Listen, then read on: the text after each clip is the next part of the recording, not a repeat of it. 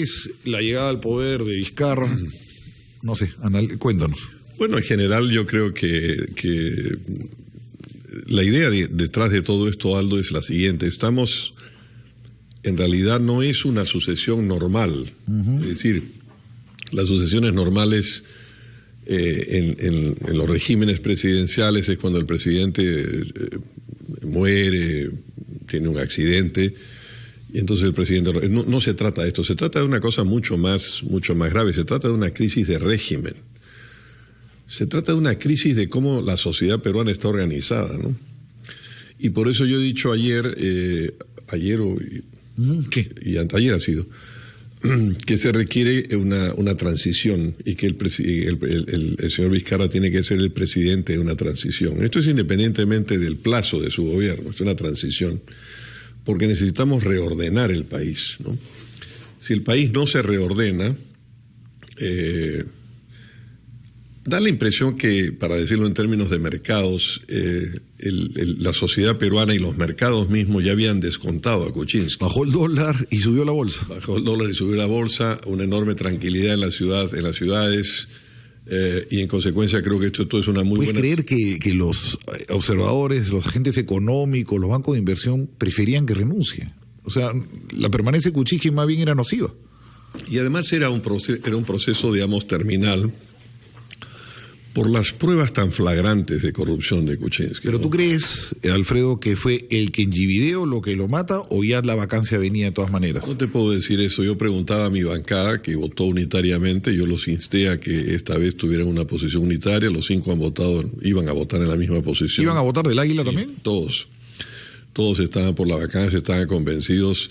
Ellos en realidad actuaron también de manera prudente, algunos de ellos, porque lo que querían era un debido proceso, y la vez pasada les pareció que era una vacancia un poco apresurada, ¿no?, a los que no votaron por la vacancia. Y entonces les preguntaba, había unas grandes dudas si los números daban o no daban, a veces me decían que sí, a veces me decían que no, pero en todo caso, números más o números menos, había una inmensa mayoría de votos en el Congreso por la salida del señor Kuczynski, ¿no? El señor Kuczynski ha sido, sobre todo, yo soy el único candidato que no lo apoyé. Eso es cierto, Guzmán y Verónica Mendoza lo apoyan. Todo el mundo lo apoyó. Yo no lo apoyé porque yo me enfrenté muy duramente a él en el tema del gas. Yo había estudiado muy profundamente el tema del gas. Bueno, tú lo llamaste lobista, directo. Bueno, es que ahora tenemos las pruebas de eso. Yo no he presentado esas pruebas porque no quise... tú y yo tenemos el defecto de que, más allá de nuestras posiciones políticas, lo que somos básicamente peruanos y queremos siempre el bien del país, al margen de que vaya o no vaya en tus intereses.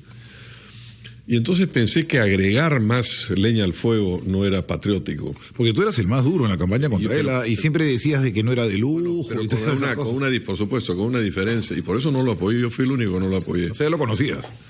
Pero no lo conocía lo suficiente. Hoy día tengo los números que no tenía en la campaña. Uh-huh.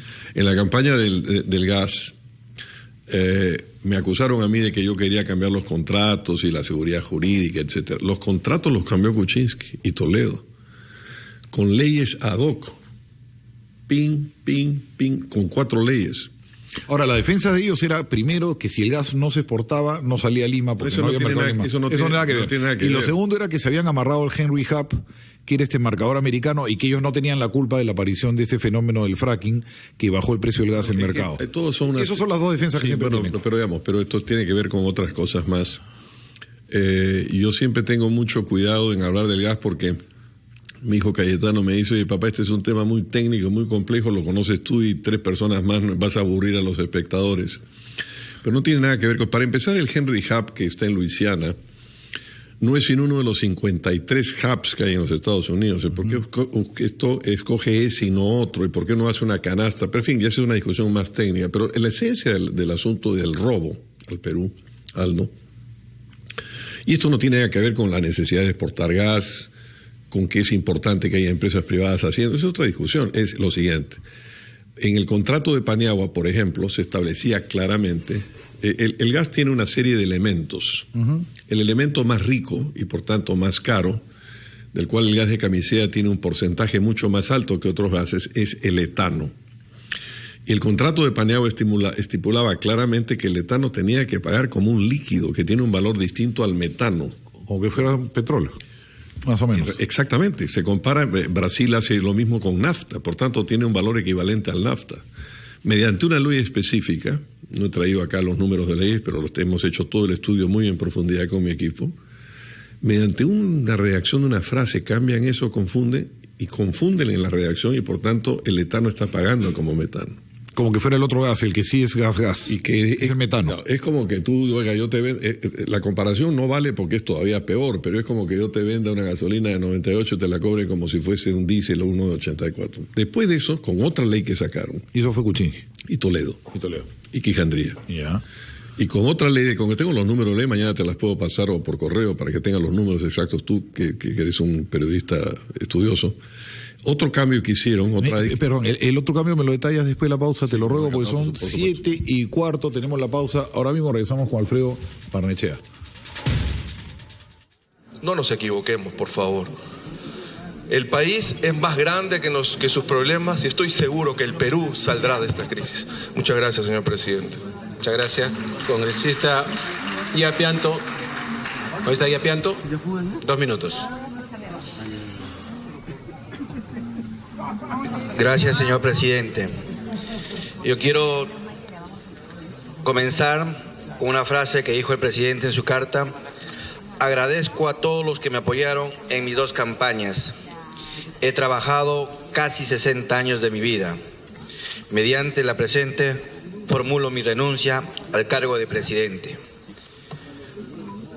Creo, presidente, que los congresistas tenemos que aprender a decir la verdad.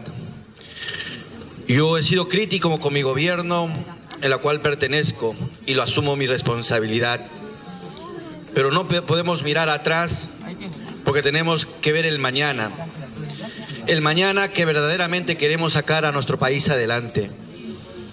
Si en verdad, ¿quién puede tirar la primera piedra y decir que mi gobierno no fue corrupto?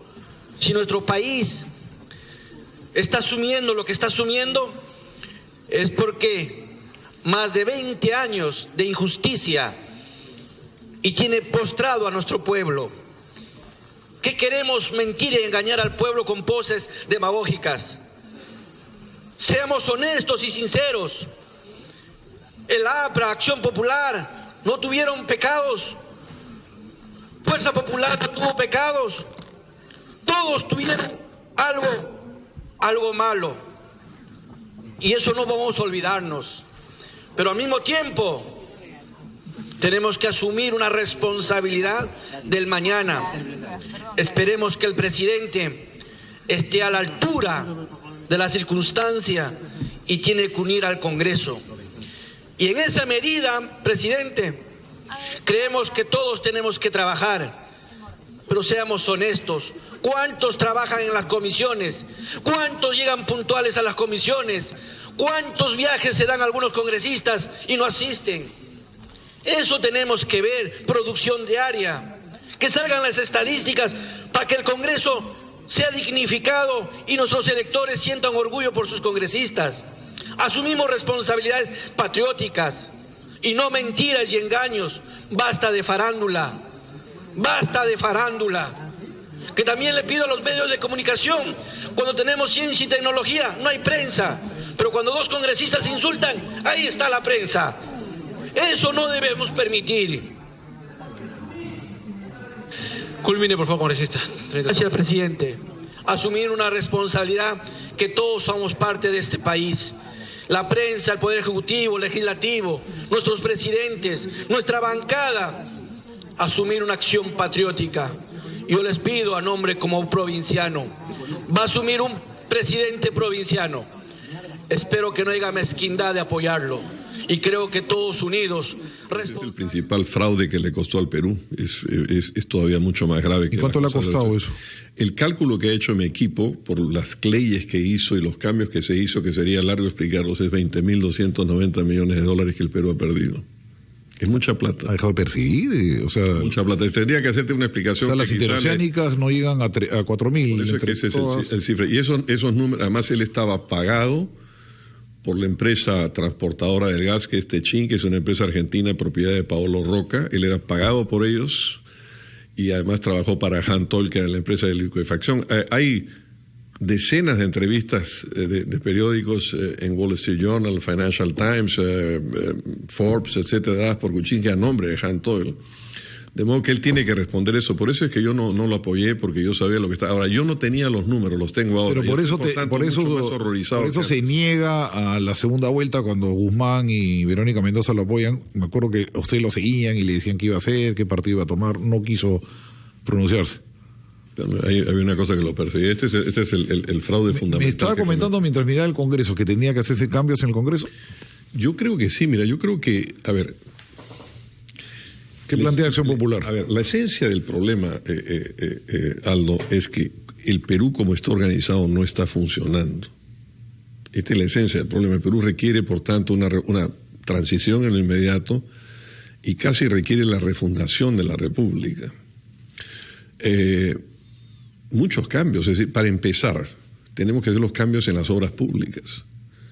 Es decir, ¿por qué alguien como el presidente Belaúnde, que hizo tanta obra pública, no hay un solo caso en que tú digas hay un sobrecosto, porque había unos presupuestos base y las tiene que ser a la licitación al postor de más bajo costo y tiene que ser una competencia internacional? No, estas empresas, todas las concesiones y todas las obras que hemos tenido ahora empiezan con precios que nadie sabe y terminan con precios que nadie sabe. Dicen que a propósito ponen los precios muy bajos y después con las adendas los suben, que ya saben de que ganan con el precio bajo. Yo he tenido una conversación con los especialistas del Banco Mundial.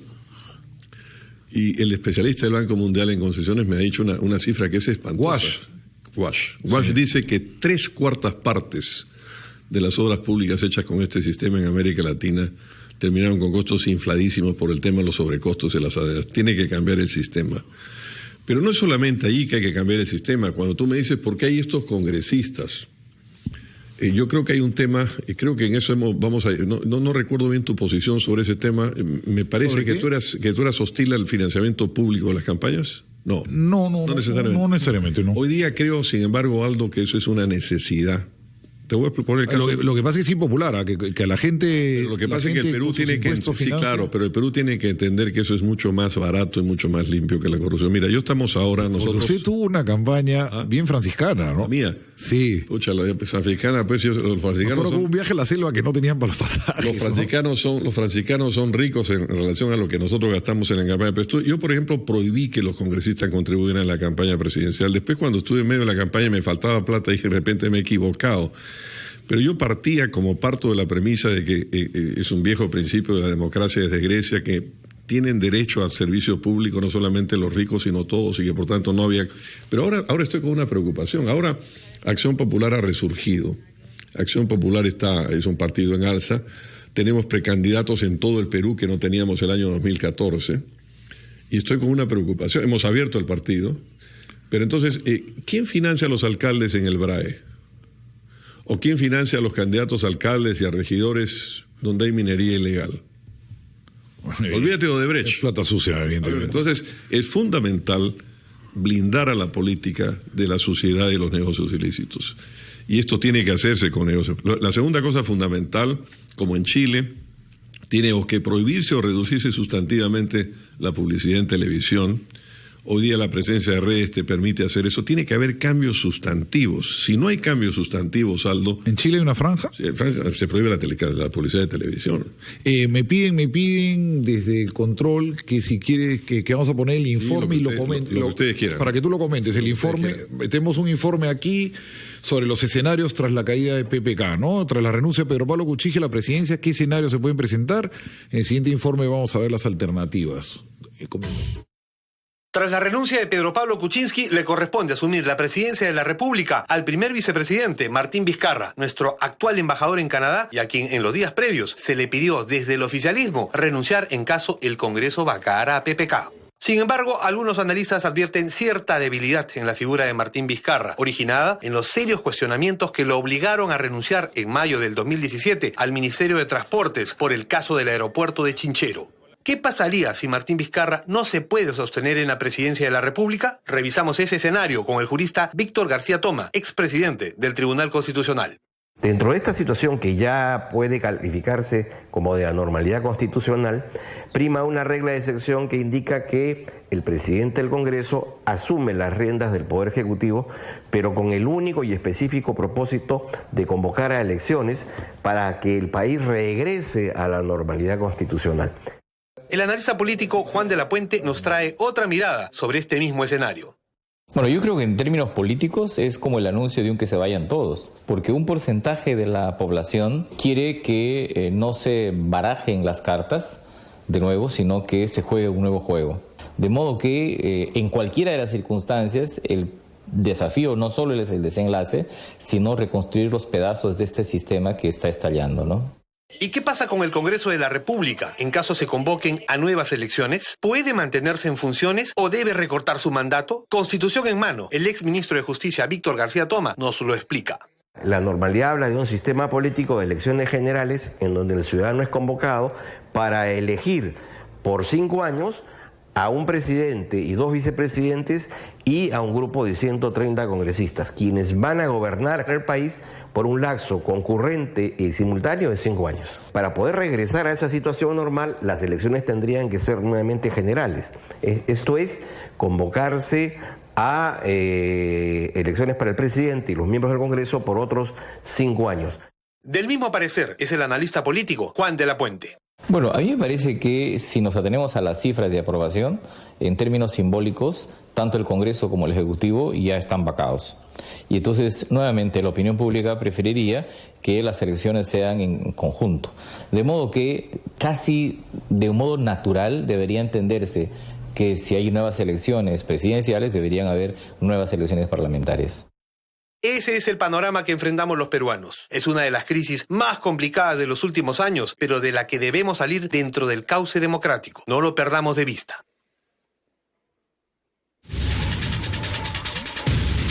7:26. ¿Qué te parece el informe? Comenta Alfredo Barnechea con nosotros. Yo lo que quisiera es hacerte una reflexión. Yo deseo que el señor Vizcarra tenga éxito. Y creo que es importante que todos los grupos políticos le den un periodo de tregua a Vizcarra. Creo que él debería entender que es un presidente de transición y que debería él promover un acuerdo básico, un consenso básico sobre algunos puntos centrales, no 300 puntos centrales, no un acuerdo nacional de miles de puntos, sino los nervios críticos que hacen que este país no funcione. Y creo que todos los partidos políticos deberían darle a él el respaldo para eso. Espero que su gabinete sea un gabinete inteligentemente hecho, pero de verdad deseo éxito al señor Vizcarra. Me preguntan aquí si va a apoyar a... ¿Quién va a ser el candidato de Alfredo Barnechea de Acción Popular para el Día de Lima? ¿Si va a ser Muñoz Wells o creo que el otro candidato es...? Hay varios candidatos. Yo he tomado la siguiente decisión, Aldo, y tú la vas a entender bien. Yo he tomado la decisión de neutralidad en las elecciones internas. Lo que es fundamental, nosotros somos un partido municipalista. Acción Popular es básicamente un partido municipalista. Acción Popular es, en el fondo, el partido de los pueblos olvidados y las clases medias del Perú. Belaúnde fue el que restableció los cabildos abiertos y luego las elecciones municipales. Y por tanto somos un partido vocacionalmente municipal. Pero yo he tomado la decisión, como ex candidato a la presidencia y como líder del partido, de no apoyar, de no intervenir en las elecciones internas, porque hemos decidido 2 cosas. Hemos decidido abrir el partido a todos los ciudadanos peruanos que quieran unirse a nuestra causa. Por tanto, tú, para ser candidato de Acción Popular en estas elecciones, no necesitas haber sido un miembro de Acción Popular. Pero la otra cosa fundamental, que va a ser una máxima del partido de ahora en adelante para siempre, es que en Acción Popular no se elige a nadie nunca más para nada que no sean elecciones universales generales. Y en consecuencia, vamos a tener primarias en que se van a elegir los candidatos, y yo he tomado la decisión de no pronunciarme por ningún precandidato, sino apoyar los candidatos electos por el partido. Me dicen que te recuerde que una de las primeras obras en el Perú fue Charcani, en la época de Belaúnde. Sí. Y que habían 2 constructores, que no voy a dar sus nombres porque ya han fallecido los 2, que eran los favoritos de Belaúnde. Que también hubo cosas con Belaúnde no hubo ningún acto de corrupción, como es evidente. Belaúnde es un presidente que, como todo el mundo sabe, salió más pobre de lo que entró. Lo mismo ocurrió con Paniagua. Hay miles de obras públicas, Belaúnde, mira. Pero Charcani pero déjame. Perdón, son 7:29, me piden una pausa y regresamos. Sí, por supuesto.